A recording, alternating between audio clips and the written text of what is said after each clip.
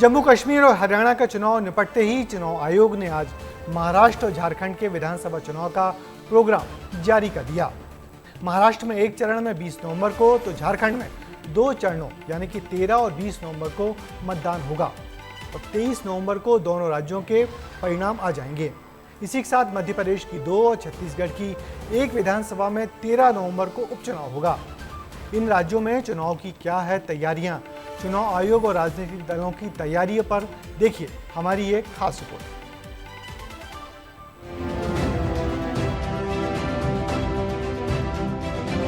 महाविकास अघाड़ी पूरी तरह से तैयार है और भाजपा जानती है कि महाराष्ट्र में उसके हिस्से कुछ नहीं आने वाले। अगर फ्री एंड फेयर इलेक्शन होता है, जिसकी उम्मीद मुझे बहुत कम, तो भारतीय जनता पार्टी का सफाया हो जाएगा। झारखंड की सरकार बिल्कुल भ्रष्ट है। इलेक्शन कमीशन ने महाराष्ट्र और झारखंड विधानसभा चुनाव के साथ 48 विधानसभा और 2 संसदीय क्षेत्रों में चुनाव की तारीखों का ऐलान कर दिया है। Schedule would be like this. Jharkhand would be in 2 phases. The date of poll, first phase would be on 13th November, and the second phase would be along with Maharashtra on 20th November. And date of counting would be 23rd 11, that is Saturday. Maharashtra में single phase में 20 नवंबर को voting होगी। झारखंड में 2 phase में चुनाव होंगे। पहले phase में 13 नवंबर को और दूसरे फेज में 20 नवंबर को वोट डाले जाएंगे। नतीजे 23 नवंबर को आएंगे।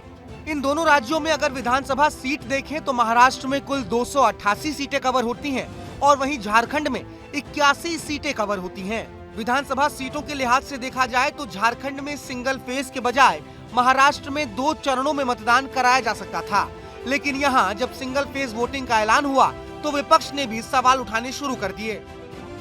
मेरे ख्याल से जिस तरह से मैं देख रहा हूँ कि महाराष्ट्र को एक दिन में किया है, तो झारखंड में भी महाराष्ट्र से तो छोटा झारखंड है, वो तो दुगना तिगना है झारखंड का। इनको फर्स्ट फेज 13 नवंबर जो रखा है, 1 से 8 से कर सकते थे। यहाँ कोई ऐसा उग्रवाद और नक्सलवाद का भी नहीं है। कम से कम हेमंत सरकार आने के बाद जो है ये सब चीज शांति में है।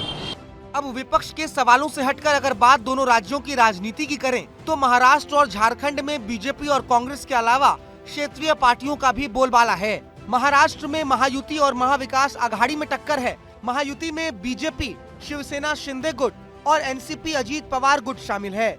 वहीं महाविकास अघाड़ी में कांग्रेस पार्टी, एनसीपी शरद गुट और शिवसेना उद्धव गुट शामिल हैं। इंतजार था कब डेट करेंगे या चुनाव करेंगे, चुनाव नहीं करेंगे, कुछ भी कर सकते हैं। तो चुनाव की घोषणा हुई है तो अभी हम सब लोग तैयारी में लगे हैं। हम चुनाव आयोग से इतनी अपेक्षा करते हैं कि आप इस राज्य का चुनाव हरियाणा जैसा मत करिए। 2019 के विधानसभा चुनाव के नतीजे देखें तो बीजेपी को यहाँ ज्यादा सीटें मिली थी। हरियाणा में जीत के बाद बीजेपी विश्वास से भरपूर है। बात झारखंड चुनाव की करें तो यहाँ 2019 में झारखंड मुक्ति मोर्चा सबसे बड़ी पार्टी बनकर उभरी थी। 30 सीटों पर जेएमएम ने जीत हासिल की थी। वहीं झारखंड में बीजेपी को 25 और कांग्रेस को 15 सीटें मिली थी। हालांकि इस बार बीजेपी और इंडिया गठबंधन आमने सामने होंगे। दोनों राज्यों में 2019 के बाद से अब तक काफी कुछ बदल चुका है। गठबंधन से लेकर पार्टियों के समीकरणों तक में बड़ा बदलाव आ चुका है। झारखंड में बीजेपी ने पिछले चुनाव में हार का सामना किया था तो महाराष्ट्र में जीत हासिल की थी। अब कहां किस पार्टी का जोर चलता है, ये तो नतीजों के आने के बाद ही साफ हो पाएगा।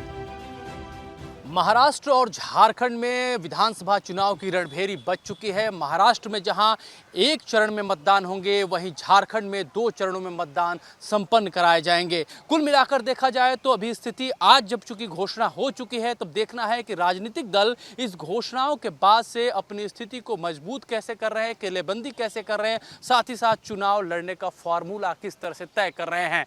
कैमरा पर्सन रेहान खान के साथ अमृत तिवारी, विस्तार न्यूज, दिल्ली।